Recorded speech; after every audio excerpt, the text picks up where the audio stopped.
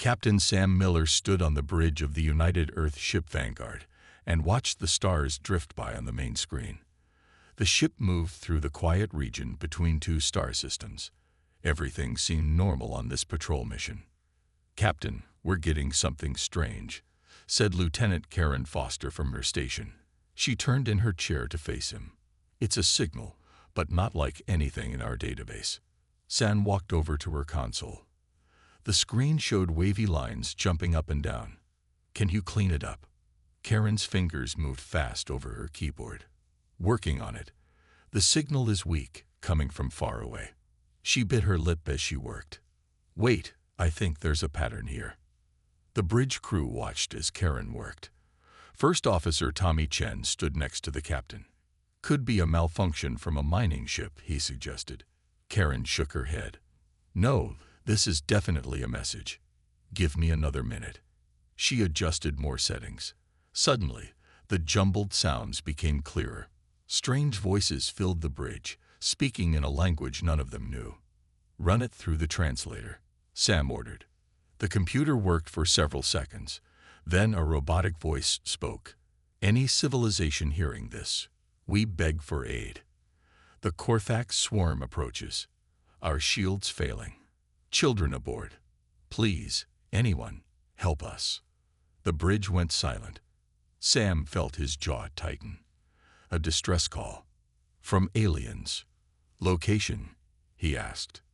"The Korthax system," Karen replied. "About 12 light years from here."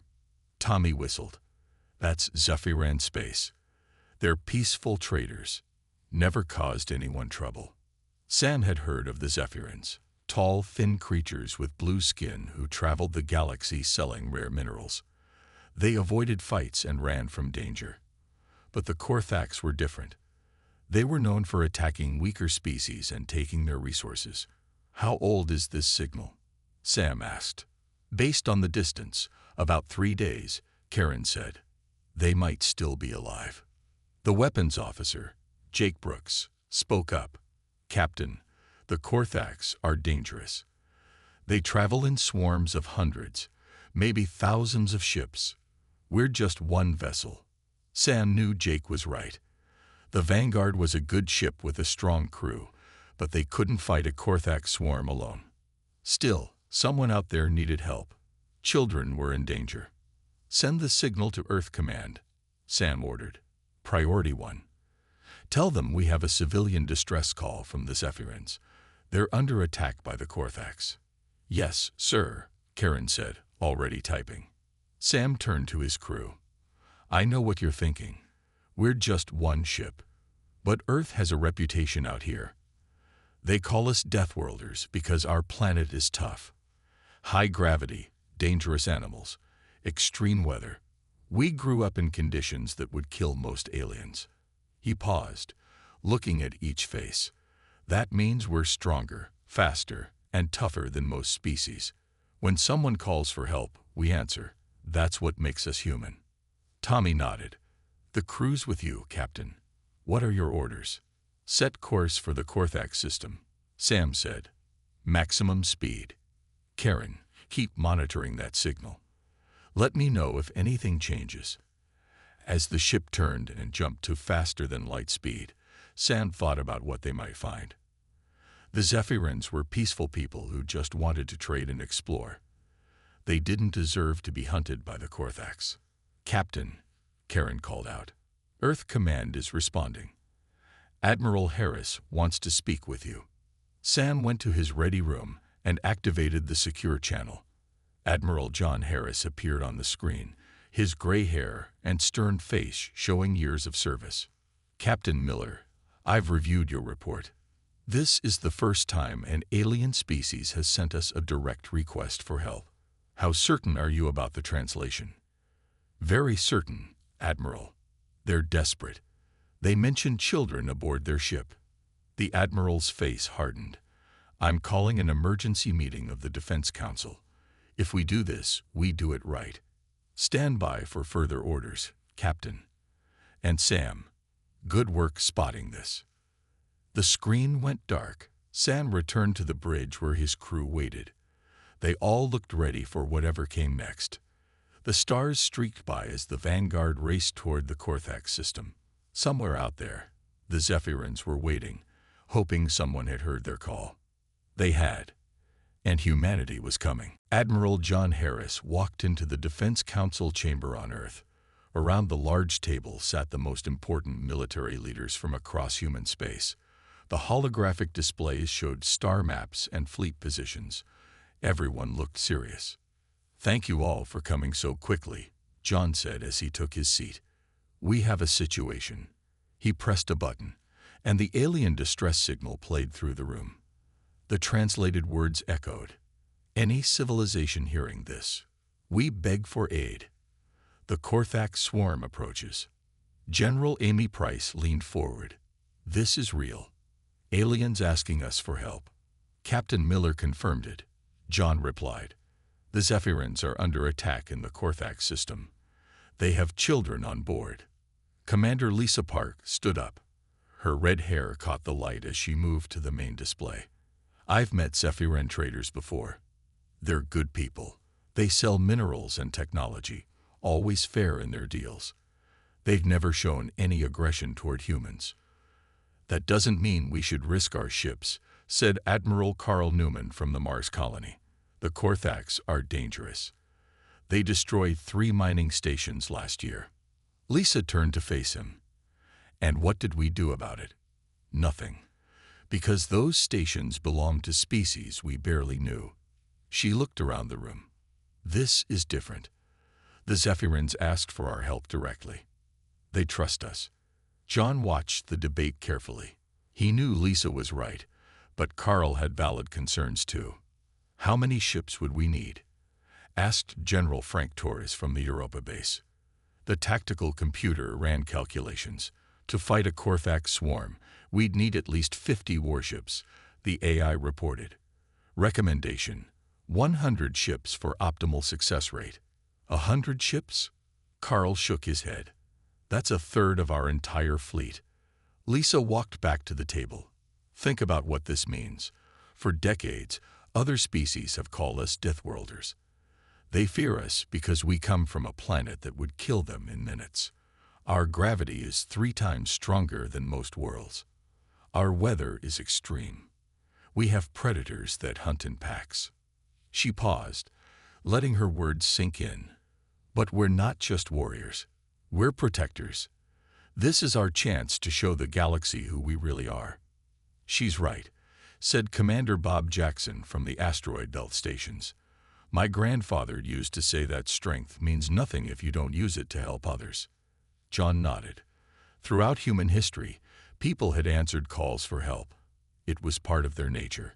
When floods hit, neighbors rescued neighbors. When earthquakes struck, strangers dug through rubble to save lives. This was just on a bigger scale. "I want to show you something," John said. He activated another display. "These are the reports from our colonies." The screen filled with messages. Colony after colony reported the same thing. Their ships were ready. Their crews volunteered for the mission. Luna Base offers 20 ships. Mars Station has 35 ready to deploy. Jupiter's moons can send 15.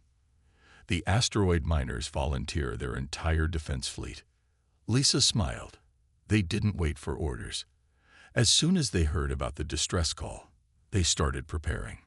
Carl sighed.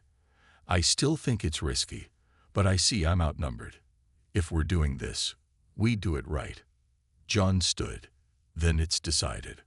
Earth will mobilize the largest rescue fleet in human history. Every available ship, every volunteer crew." He looked at each person. "We have 6 hours to coordinate. I want supply ships, medical vessels, and combat units. This isn't just a rescue mission. It's a statement." "What kind of statement?" asked Demi. "That humans don't abandon those who call for help. That being a Deathworlder means we're strong enough to protect others, not just ourselves." The council members stood and saluted. Within minutes, orders went out across human space. The mobilization began. In shipyards from Earth to the outer colonies, crews ran to their vessels. Weapons were loaded. Engines powered up. Medical supplies were packed. The greatest fleet in human history was coming together. Lisa watched the tactical display as ship after ship reported ready. "The Zephyrins called for anyone," she said softly. "They're about to learn what happens when humans answer." John nodded. The galaxy would soon see that Deathworlders could be heroes too. The rescue mission was beginning. Captain Mike Rodriguez stood in the cargo bay of the battlecruiser Titan and watched his crew load weapons. Heavy railguns, plasma cannons, missile racks. Each piece of equipment would be deadly in human hands. "Careful with those gravity bombs," he called to a young soldier. "They're calibrated for Earth normal. One mistake, and you'll create a black hole in the ship." Across human space, the same scene played out on hundreds of ships. The mobilization moved faster than anyone expected. Humans were good at war preparation. It came from their evolution on a dangerous world. On the medical ship Mercy, Dr. Amy Watson checked her supplies. She packed tools that other species thought were impossible. Bone saws that could cut through armor. Healing gel made from Earth bacteria. Artificial blood that worked in high gravity. "Doctor, why are we bringing so much?" asked Nurse Eric Hall. "It's just one alien ship we're rescuing." Amy looked at him. "In my experience, rescue missions never go as planned. Better to have too much than too little. Besides, our standard medical kit would seem like magic to most aliens." She was right. Human medicine had developed to handle extreme injuries. Broken bones from falls in high gravity. Burns from volcanic activity. Bites from predators with venom. What humans called basic first aid could save an alien's life. At the fighter base on Luna, pilots ran through their ships. The small craft were built for human reflexes and endurance. Most aliens couldn't handle the G-forces these fighters produced. "Listen up," said Wing Commander Patricia Lee. "We'll be flying in conditions that would kill most species. The Korthax use bioships that can't match our speed. But they have numbers. Stay sharp, stay fast." The pilots nodded. They wore special suits that helped their bodies handle extreme acceleration. Their training on Earth prepared them for anything space could offer. Meanwhile, the Marine transport ships loaded their soldiers. Captain Joe Martinez inspected his troops. Each Marine wore power armor designed for Earth's gravity. In space or on low-gravity worlds, they would be incredibly strong and fast. "Remember, we're not just warriors," Joe told his squad. "We're rescuers. The Zephyrins need to see us as friends, not threats. Keep your weapons lowered unless fired upon."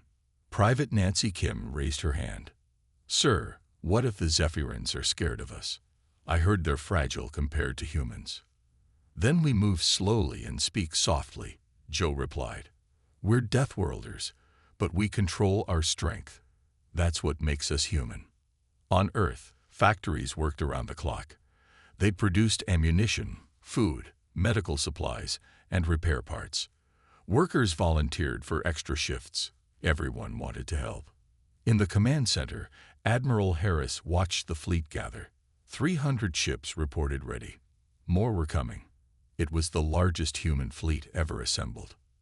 "Sir, the alien governments are noticing," reported Commander Tony Chan. "They're asking questions." "Let them wonder," John said. "They'll understand soon enough." The preparation had a strange effect on human space. Crime dropped to almost zero. Political arguments stopped. Sports events were postponed. Everyone focused on one goal: saving the Zephyrins. Children in schools made cards for the alien children. "We're coming to help," they wrote. "Don't be scared." Engineers worked on translation devices. They wanted clear communication with the Zephyrins. No misunderstandings during the rescue. Scientists studied everything known about the Korthax. Their bioships. Their swarm tactics. Their weaknesses. Knowledge would save lives. The fleet assembly point was near Jupiter. Ships arrived from every human colony. Military vessels. Cargo haulers converted for battle. Private security ships. Even some pirate crews offered to help. Captain Mike Rodriguez looked out at the gathering fleet. "I've never seen anything like this," He said to his first officer. Humans are pack animals, she replied. When one of us is threatened, we all respond.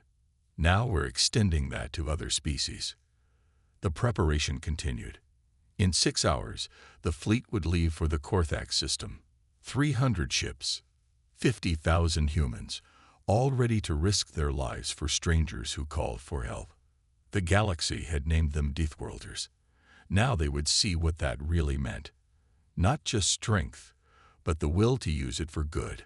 The rescue fleet was almost ready. The human fleet dropped out of hyperspace at the edge of the Korthax system. 300 ships appeared in perfect formation. On the command ship, Admiral Harris studied the tactical display. Scan complete, reported Commander Paul Johnson. We found them. The screen showed a nightmare. The Zephyrin vessel floated in the center, damaged and leaking atmosphere. Around it, thousands of Korthax bioships circled like sharks. The organic vessels pulsed with sickly green light. My God, whispered Captain Alice Brown from the destroyer Lightning Strike. There must be 3,000 enemy ships. 3,200, Paul corrected. The Zephyran ship is barely holding together. Their shields are at 5%. Admiral Harris opened a channel to the fleet. All ships, this is Admiral Harris. You see what we're facing.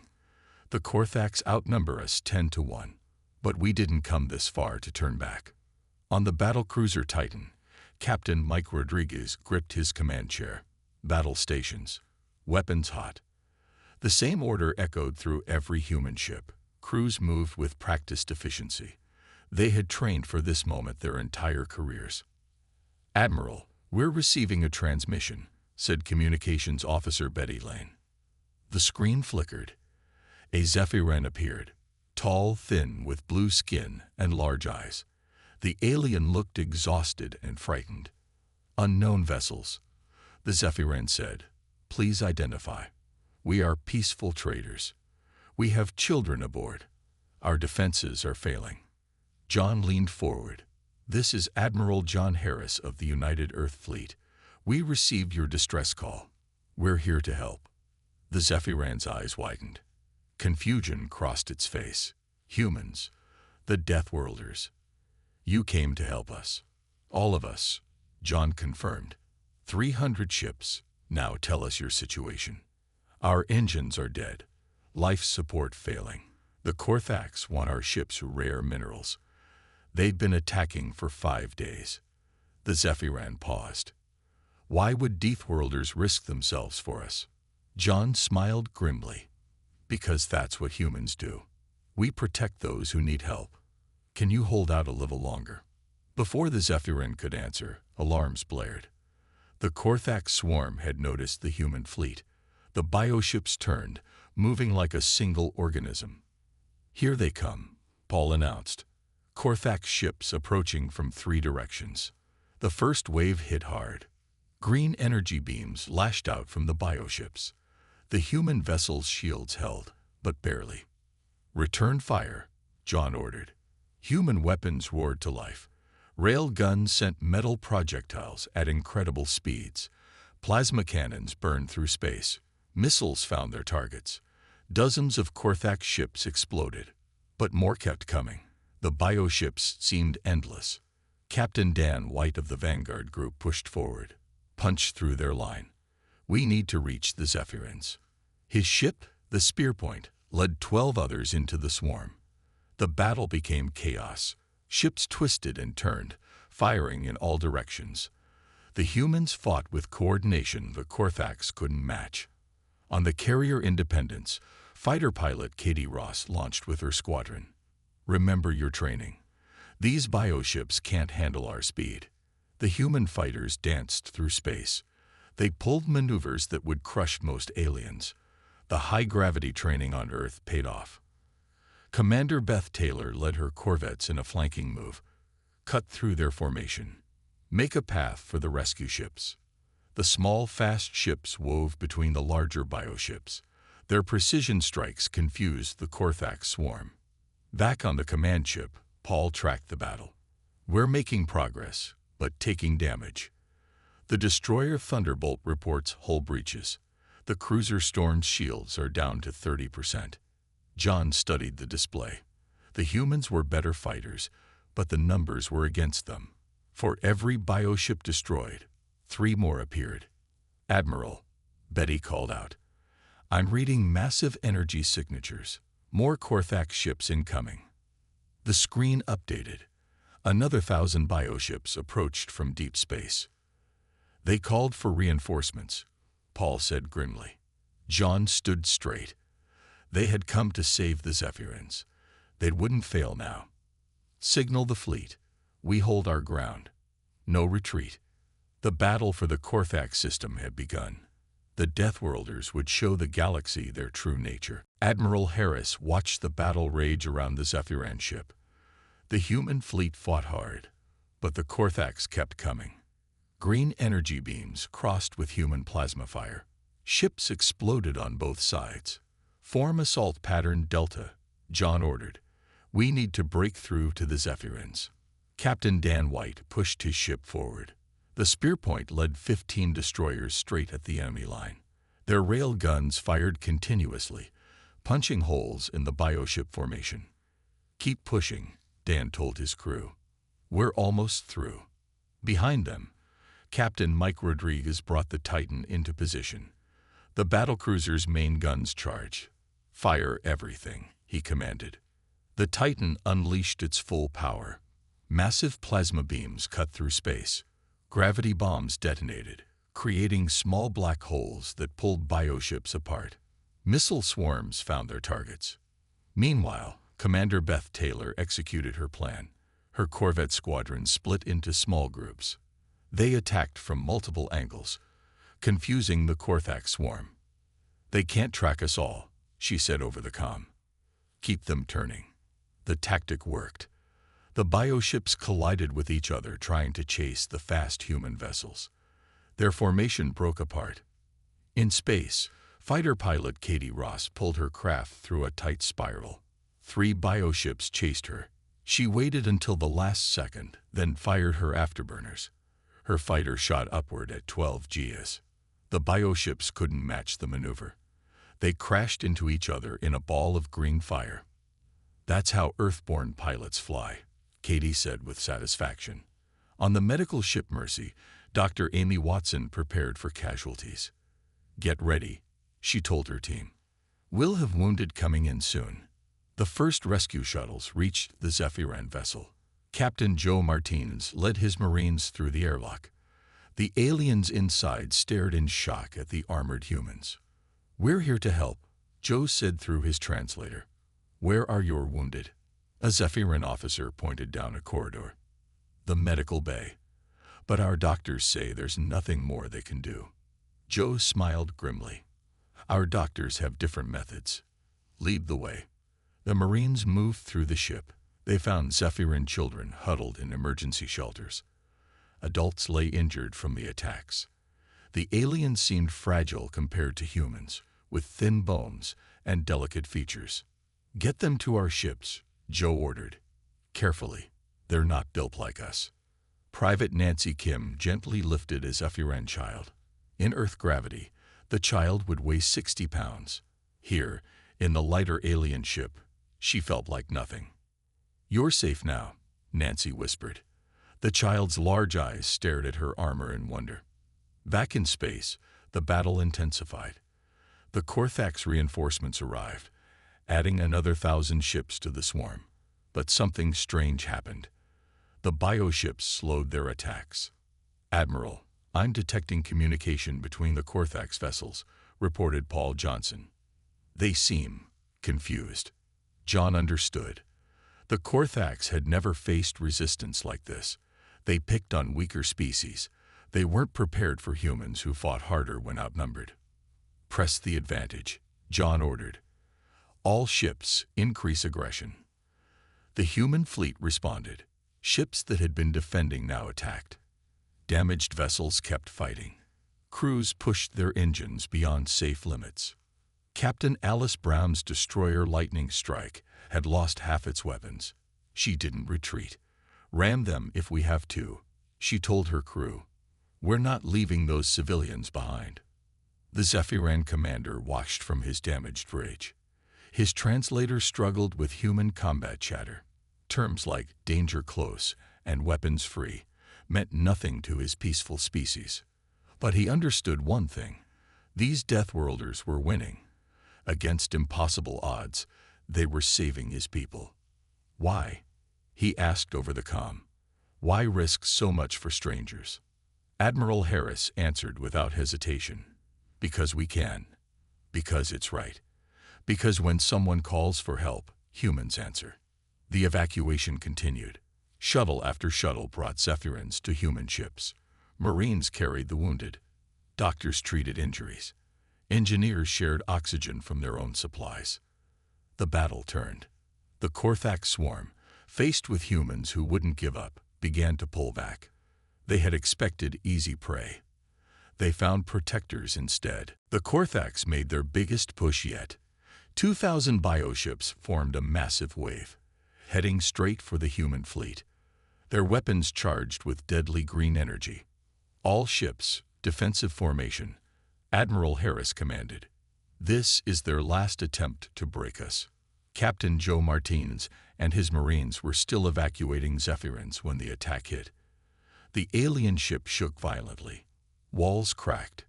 Air hissed through new holes. "Move faster," Joe shouted to his team. "Get these people out now." Private Nancy Kim carried 2 Zephyrin children at once. Their combined weight was less than 1 human child. She ran through corridors as the ship fell apart around them.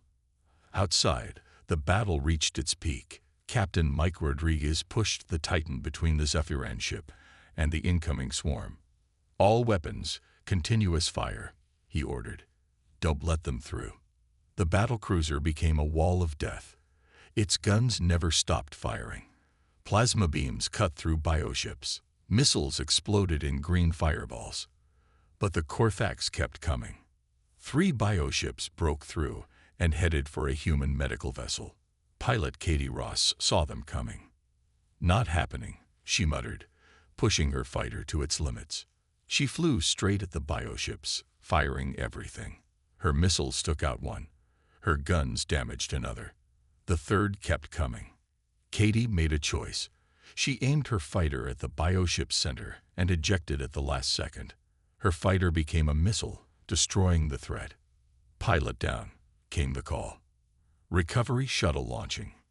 Meanwhile, Dr. Amy Watson worked on wounded Zephyrins.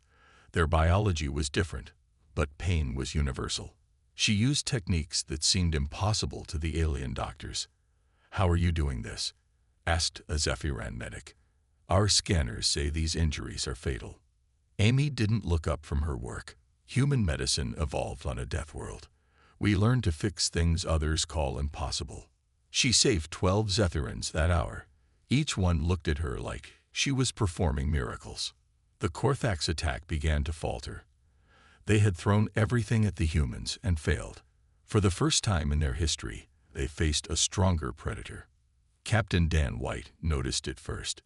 "They're pulling back," he reported. "The bioships are retreating to the edge of the system." But one group of Korthax made a final desperate charge. 50 bioships aimed for the Zephyrin vessel, trying to destroy it before the humans could finish the evacuation. "Stop them," John ordered. "All ships, concentrate fire."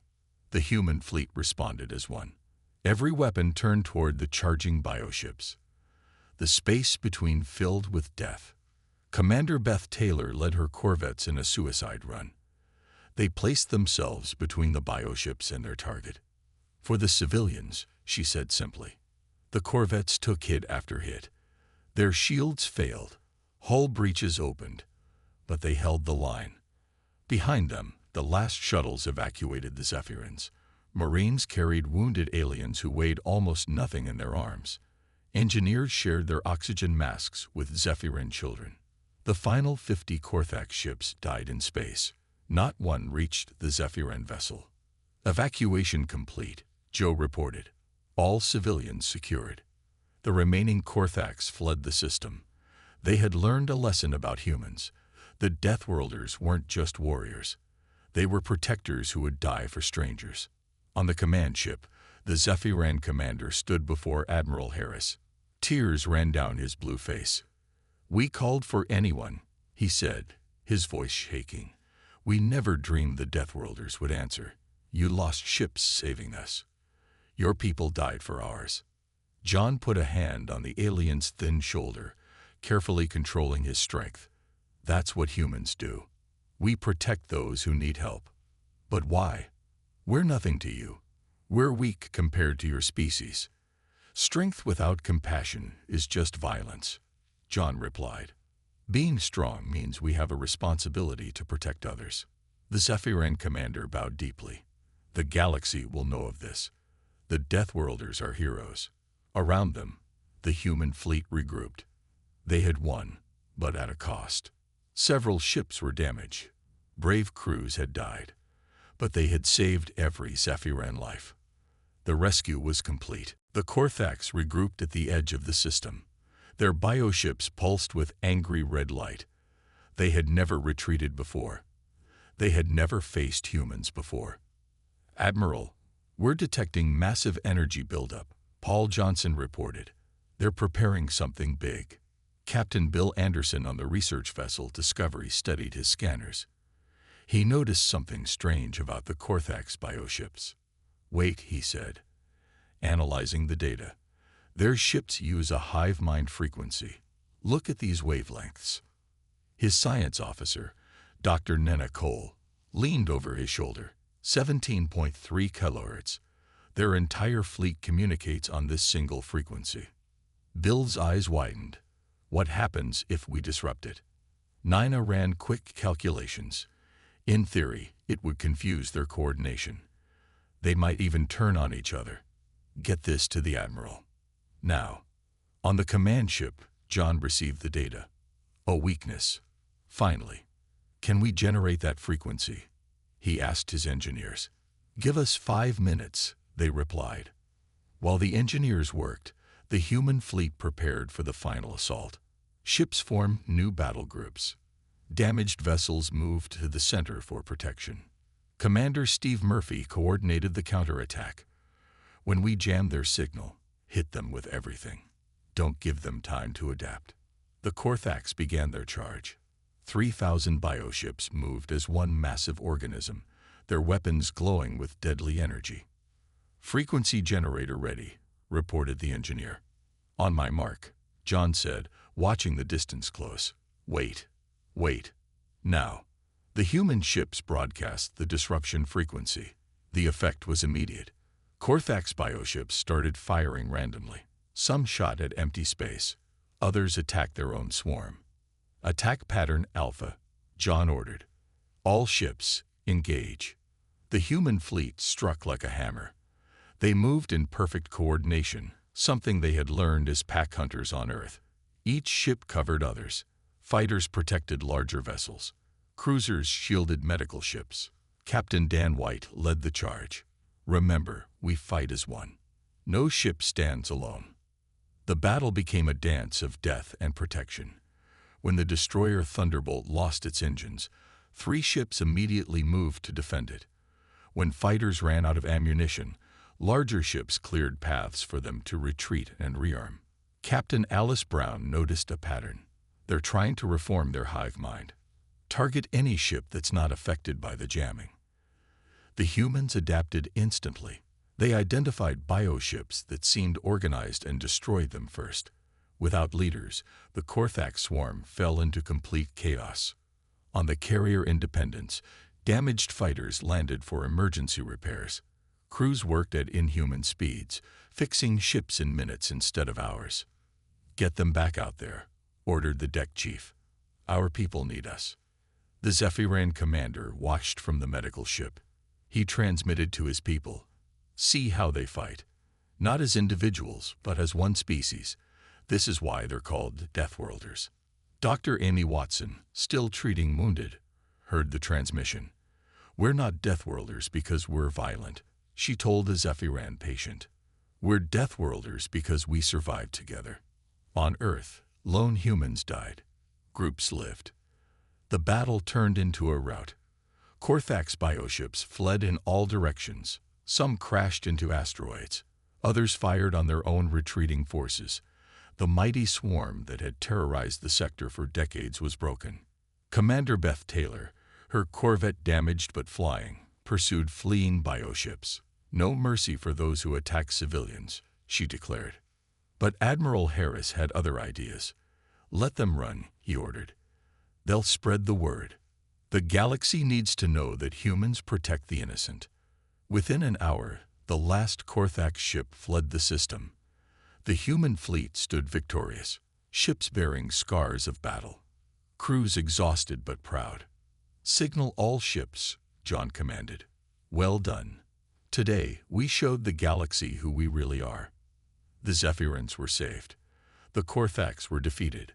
But more importantly, the universe had witnessed something new. The Deathworlders weren't conquerors. They were guardians. As the fleet regrouped, a new message spread across the galaxy. When the innocent call for help, the humans answer. All of them. The human fleet escorted the Zephyran survivors to the nearest safe system. Hundreds of ships formed a protective wall around the alien refugees. No one would threaten them again. Admiral John Harris stood on the bridge of his command ship, watching the Zephyran vessel receive repairs. Human engineers worked alongside alien technicians, sharing technology and knowledge. The Zephyrans want to speak with you, Paul Johnson reported. John nodded and walked to the meeting room.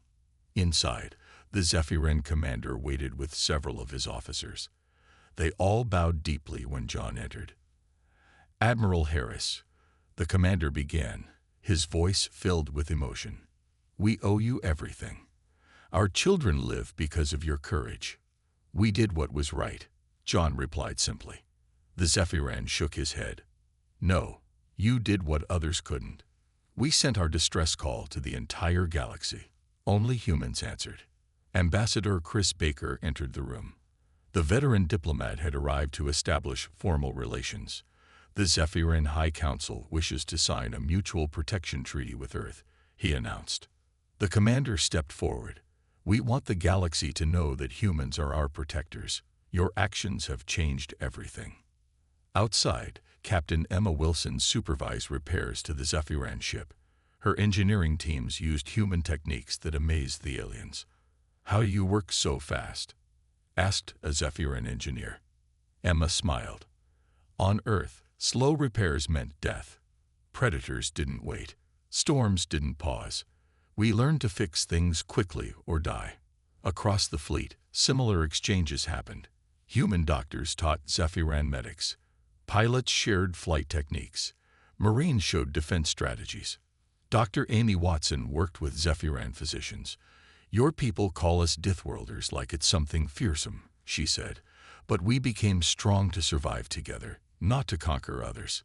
The news of the rescue spread across known space. On a dozen worlds, alien governments met in emergency sessions. The mighty Korthax swarm, defeated. The Zephyrans, saved. By humans. On the Vexorian homeworld, their council debated. The humans mobilized their entire fleet for strangers, said one member. Perhaps we were wrong about them. The Altarian ambassador agreed. They could have conquered the Zephyrans. Instead, they protected them. Back in human space, the story inspired millions. Children drew pictures of the rescue.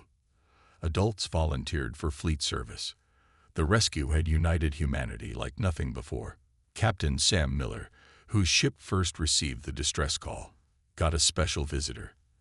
A young Zephyran child, one of those saved, came to thank him. You heard us, the child said through a translator. When everyone else was too far or too scared, you heard us.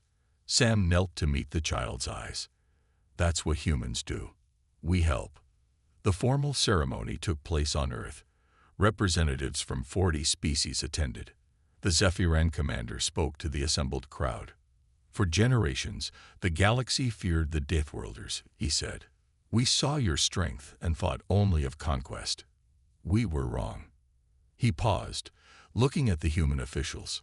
You are Deathworlders because your world tried to kill you, and you survived. But you survived by protecting each other. Now you protect us too. The treaty signing became the most watched event in galactic history. The Zephyrans didn't just sign a protection agreement. They declared humans the official guardians of their space lanes. Other species took notice. Within days, requests for protection treaties flooded Earth's diplomatic channels. The Merchant Guild asked for trade route security. The Science Confederation wanted research station defense. Admiral Harris met with Earth's leaders. "This changes everything," he said. "We're not just another species now. We're protectors of the weak." "That's who we've always been," the president replied. "Now the galaxy knows it too." As the human fleet returned to their bases, they carried more than battle scars. They carried a new reputation. The Deathworlders weren't monsters. They were heroes. The galaxy would never be the same. When the innocent called for help, the humans would answer. All of them.